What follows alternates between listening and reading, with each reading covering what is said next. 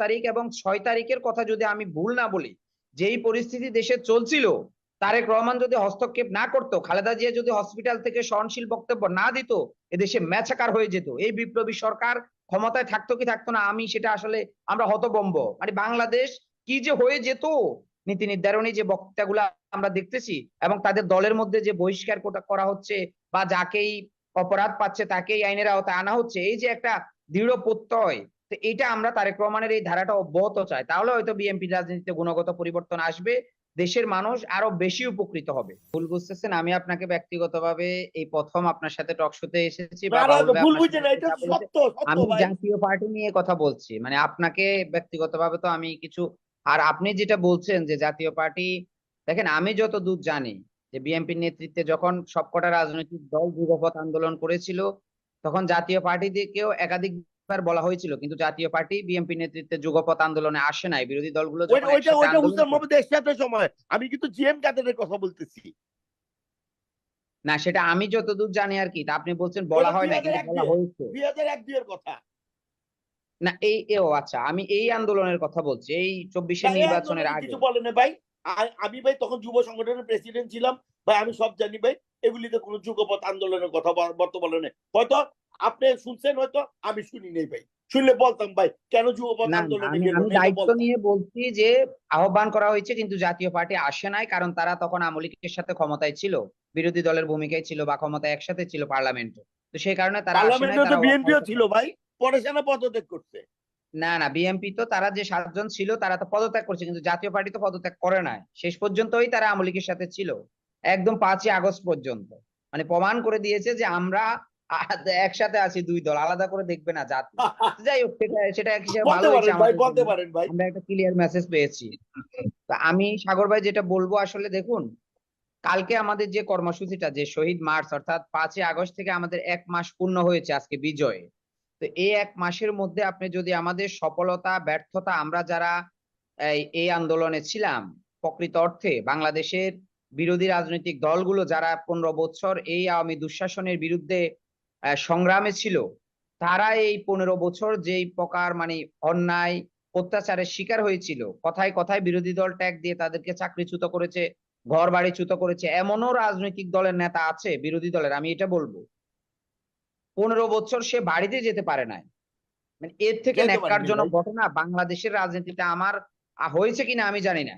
তো সেই দৃষ্টিকোণ থেকে আমরা বলবো, জামাতি ইসলাম এবং বিএনপি সহ বিরোধী দলগুলো বর্তমান এই আওয়ামী লীগের কর্মীদের সাথে, নেতা তো আমি বলবো না, কর্মীদের সাথে যে আচরণ করতেছে, এটা তাদের উদার রাজনৈতিক প্রতিফলন এবং বাংলাদেশের রাজনীতিতে গুণগত পরিবর্তনের একটা পূর্বাভাস আপনি বলতে পারেন।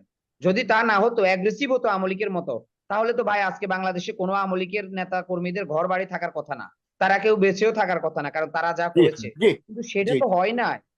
বাংলাদেশের মানুষের কাছে তারা হয়তো বা রাজনীতি করার অধিকার হারিয়েছে, তারা আওয়ামী লীগের ব্যানারে হয়তো বা যাবে না, যাবে কি যাবে না সেটা আমি জনগণের কাছে ছেড়ে দিয়েছি।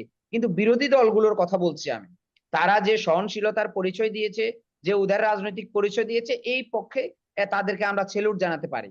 মানে ছাত্র জনতা বিপ্লবীদের পক্ষ থেকে আমরা বলবো যে যথেষ্ট তাদের চরিত্রের উন্নত হয়েছে, এটা আমরা বলতে পারি। আমরা জি যা দেখেছি জি আমরা সেটাই বলছি।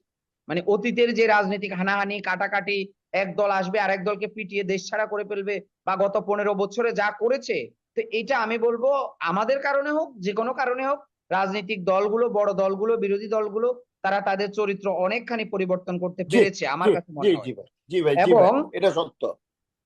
এবং আমি আরেকটা কথা বলি, তারেক রহমান সম্পর্কে গত 15 বছর আওয়ামী লীগ এবং তার দালাল সাংবাদিকরা বা তার মানে ইয়েরা এই দেশের তরুণ প্রজন্মকে এবং যুবকদেরকে যা শিখানো হয়েছে, আমরা দেখেছি 5 তারিখের পর থেকে সেটার বিপরীত অবস্থানে তারেক রহমান।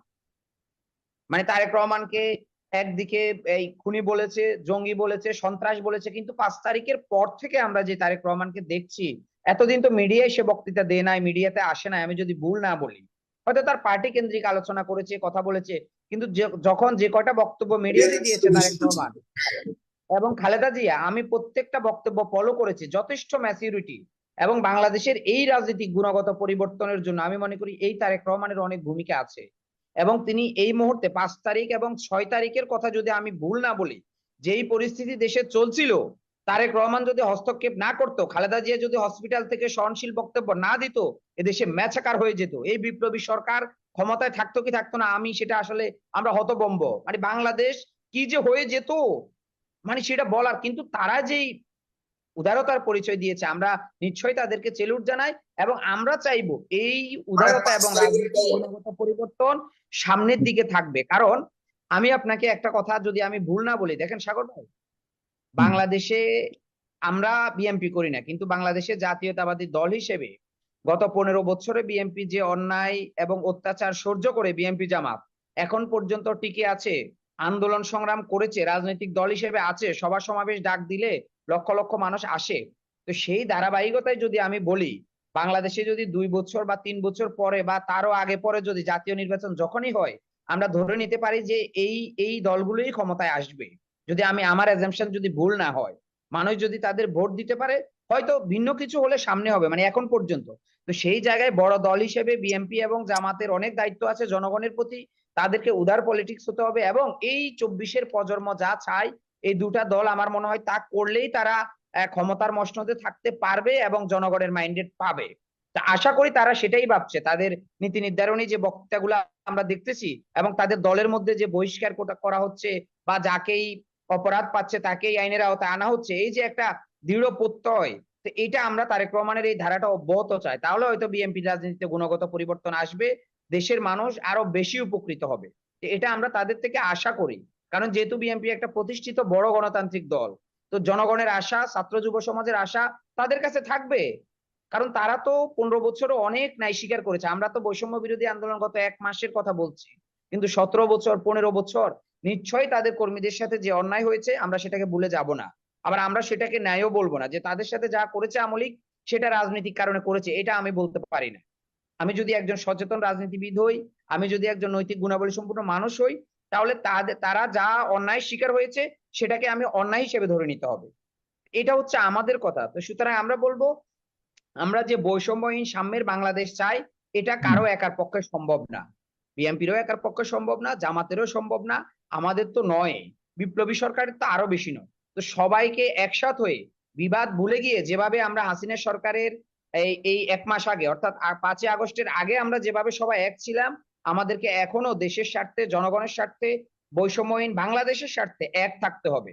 এবং এই যে আওয়ামী লীগের সময় যারা দুষ্কৃতি করেছে, অন্যায় করেছে, গত 15 বছরে যে সকল আমলারা প্রশাসনে থেকে সরকারকে আশ্রয় প্রশ্রয় দিয়েছে, তা যে সকল দালাল সাংবাদিকরা হলুদ সাংবাদিকতা করেছে, তাদেরকে যদি আইনের আওতায় না আনা হয়, তাহলে তো সামনে আরেকটা সরকার আসলে সেই প্রশাসনে সরকারের দালালি করবে। তো এই অর্থে আমরা বলবো, সবাইকে যে যে অপরাধী তাকে আইনের আওতায় আনতে হবে, এবং যারা অপরাধী নয় তাদেরকে যেন আগের মতো ঢালুয়া ভাবে জামাত বিএনপি ট্যাগ দিয়ে যেভাবে চাকরিচ্যুত করা হয়েছে, যেভাবে মামলা দেওয়া হয়েছে, আওয়ামী লীগ ট্যাগ দিয়ে যেন সেই কাজটা না করা হয়। এটা আমি উদাত্ত আহ্বান জানাবো। কারণ আওয়ামী লীগ যা করেছে সেটাকে আমরা প্রত্যাখ্যান করেছি। সুতরাং সেই চরিত্রে আমরা কেউই ফিরে যাব না, এটা এটা আমি বিশ্বাস করি। কারণ বাংলাদেশের মানুষ এখন যা বুঝতে শিখেছে, যা বলতে শিখেছে, এই মানে 18 বছরের একটা ছেলে যে পরিমাণ সচেতন, রাজনৈতিক সচেতন, মানে আমি কি বলবো, আমি স্যালুট জানাই তাদেরকে যে তারা সবাই এখন সচেতন। সুতরাং বাংলাদেশের রাজনীতিতে গুণগত পরিবর্তন না আসার কোনো কারণ নেই সাগর ভাই, এটা আসবেই, 100% আসবে। এবং সেটার জন্য সময় দিতে হবে। আমাদের এই সরকারের পাশে থেকে এই সরকারকে কাজ করার সুযোগ করে দিতে হবে। আমি রাজনৈতিক দলগুলোর প্রতি আহ্বান জানাবো, বিরোধী রাজনৈতিক দলগুলোর প্রতি, যে আপনারা যেভাবে শেখ হাসিনা সরকারের বিরোধিতা করেছেন, ঠিক একইভাবে এই বিপ্লবী সরকারকে সহযোগিতা করুন। এটা আপনাদের দায়িত্ব। কারণ আগামীতে যদি গুণগত রাজনীতি আসে, সেটার বেনিফিশিয়ারি আমরা সবাই হব, শুধু বিপ্লবী সরকার হবে না, বৈষম্য বিরোধী ছাত্র জনতা হবে না। এই জিনিসগুলো আমাদেরকে প্রত্যেকটা নাগরিককে দায়িত্ব নিয়ে করতে হবে।